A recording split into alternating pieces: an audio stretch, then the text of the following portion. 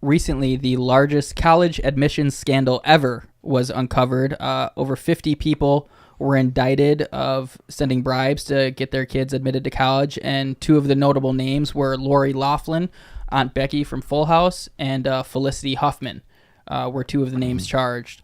Loughlin is the one really that's grabbed headlines. She's accused of paying bribes up to $500,000. Yeah, I read about this, man. It made me, at first I was like, get them. It's just cheating. Mm-hmm. It's just how, it was the kind of thing that always made me upset when I was young. How like rich, like if you went to, like say, you and a group of people got busted by the cops for something, then the rich kids always got out and you had to stay overnight. You didn't have an attorney. Your dad didn't know somebody in the town. You didn't get that. So then you go to jail.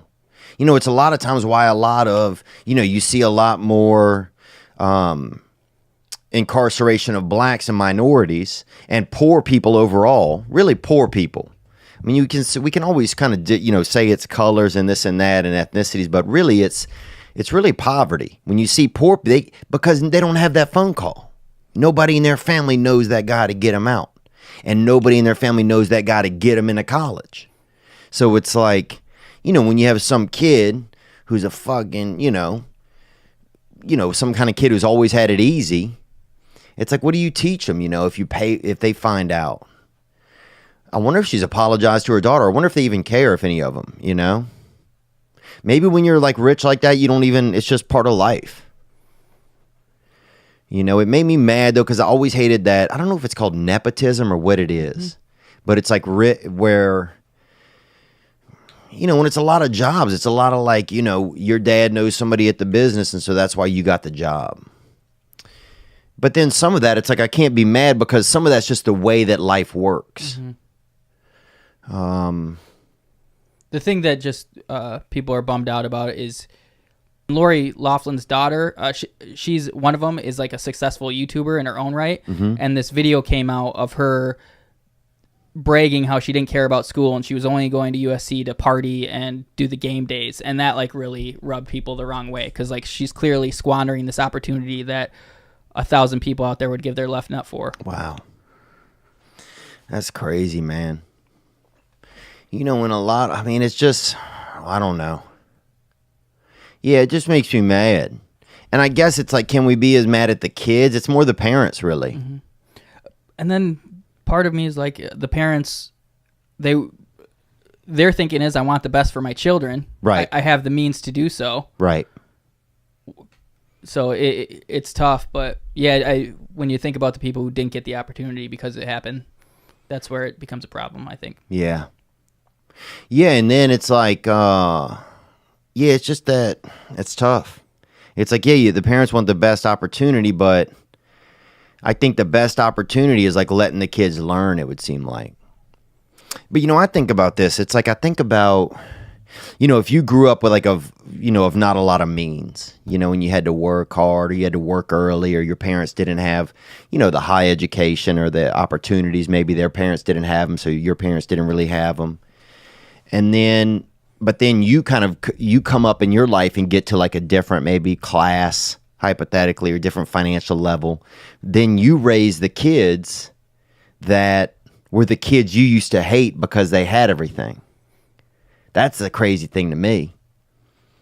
That's the thing I start to think about. It's like, well, if I have kids one day and they have better means than I had growing up, are they just going to be the kids that I judged, And was it even right for me to judge them?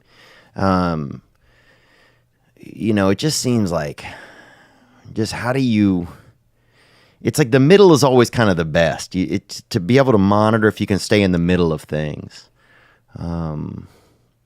But I don't know, man. But it's, like people can't go to school, or don't get that opportunity because some kid who wasn't even... Yeah, I wonder what her classmates thought. Like if there was any poor kids in her school in high school, were like, how does she get to go? How did she get that? Specifically about Loughlin's daughter. But it's just, and sometimes I notice sometimes it's like one generation just has to take an L for the next one.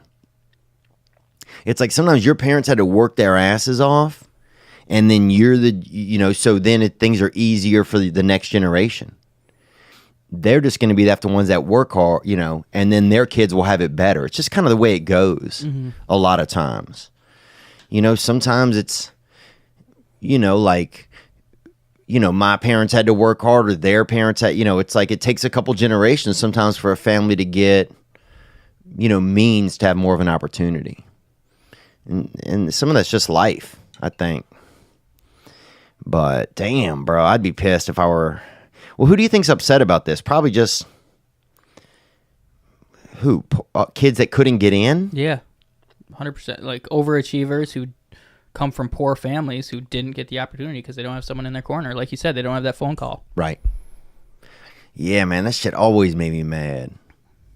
It just always made me mad when it's because also when you're poor, it seems like you judge that, it's because it's one of the only things you have to judge. It's like, you always feel like those kids have it easier.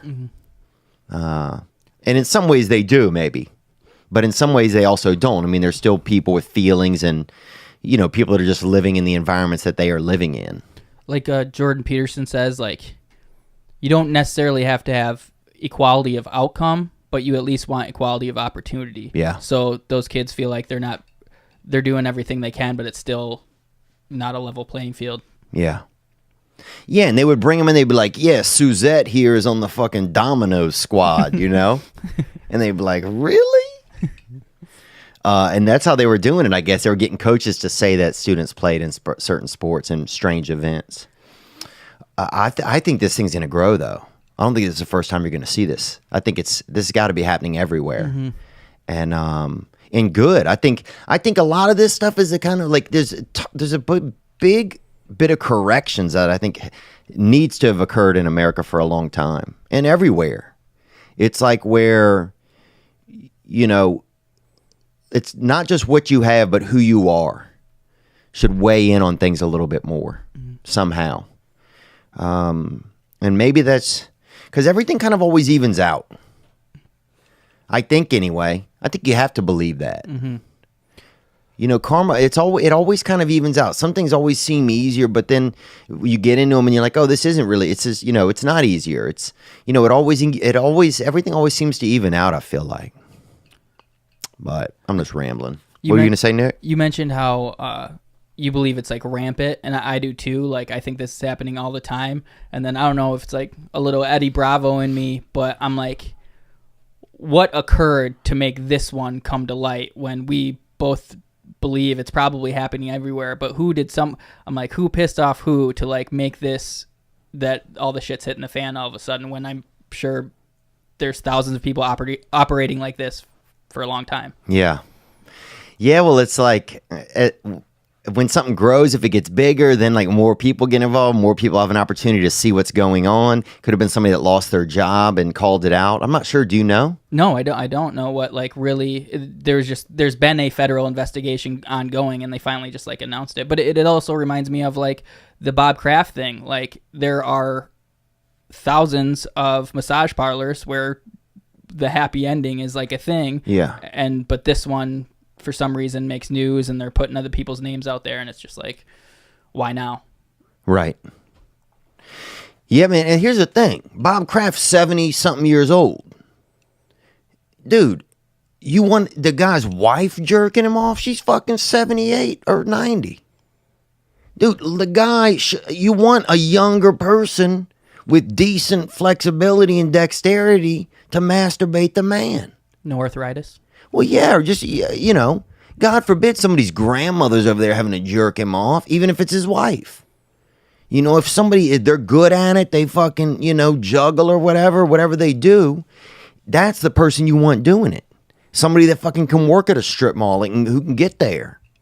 You want this guy to have to go to his wife and have, she's probably got bracelets on and shit, and she has to do all of that. God forbid. I don't think any woman over 75 should have to jerk a man off. And, forgive me if I'm wrong. Let's take another call.